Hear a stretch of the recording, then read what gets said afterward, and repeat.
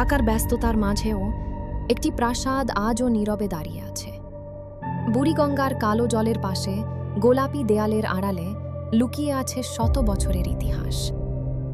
আহসান মঞ্জিল শুধু একটি ভবন নয়, এটি এক সময়ের ক্ষমতা, অহংকার, ভালোবাসা আর পতনের জীবন্ত সাক্ষী। ভোরের কুয়াশা যখন ধীরে ধীরে নদীর বুক থেকে উঠে আসে, তখন মনে হয় সময় যেন এখানে থেমে গেছে। একসময় এই প্রাসাদের প্রতিটি কক্ষ আলোয় ভরে থাকত। ঝাড়বাতির নিচে চলত গোপন বৈঠক। এখানেই নির্ধারিত হতো ঢাকার ভবিষ্যৎ।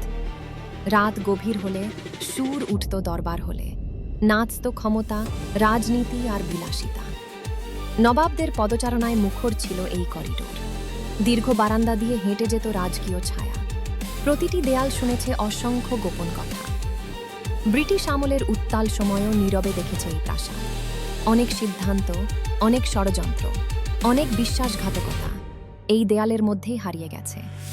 কিন্তু ইতিহাসের পাশাপাশি জন্ম নেয় রহস্য। লোকমুখে এখনও একটি গল্প শোনা যায়।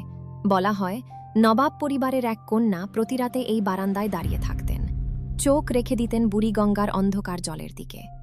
তিনি অপেক্ষা করতেন এমন একজন মানুষের জন্য যে একদিন চলে গিয়েছিল আর কখনো ফিরে আসেনি। রাতের বাতাসে উড়তে থাকা তার সাদা ওড়না আজও নাকি কেউ কেউ দেখতে পায়। তারপর এলো 1888 সাল। ভয়াবহ ভূমিকম্প কাঁপিয়ে দিল পুরো প্রাসাদ। কেঁপে উঠল ঝাড়বাতি, ফেটে গেল দেয়াল।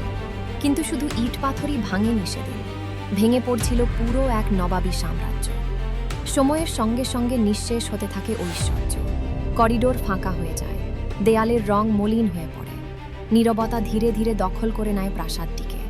সময় কখনো শব্দ করে না, তবু সে সব কিছু বদলে দেয়। আজ আহসান মঞ্জিল একটি জাদুঘর। প্রতিদিন শত শত মানুষ এখানে আসে, পুরনো আসবাব দেখে, নবাবদের স্মৃতি দেখে, ইতিহাসকে ছুঁয়ে দেখার চেষ্টা করে। তবু এই প্রাসাদের ভেতরে এখনও যেন কিছু আটকে আছে। পুরনো ঘড়ির কাঁটা হয়তো থেমে গেছে,